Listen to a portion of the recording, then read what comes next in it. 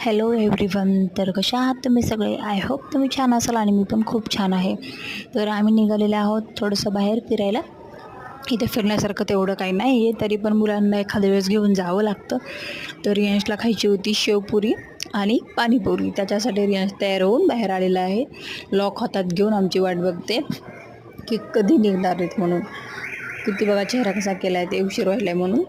तर पहा, मी असं बाहेर जास्त काही त्यांना खायला घेऊन जाय ना आता पावसाचं, पण एखाद्या वेळेस लेकरं ऐकत नाहीत. तर बा पाणीपुरी खाल्ली रियांशनी मस्त मन लावून, आणि त्याच्यानंतर गेलं तर ऋषभच्या फेवरेट स्टॉलवर, म्हणजे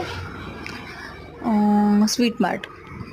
तर तिथे गेला तर ऋषभला काय घेऊ आणि काय नाही काही कळत नाही. ऋषभ जे दिसेल ते घ्यायचं बघत असतं.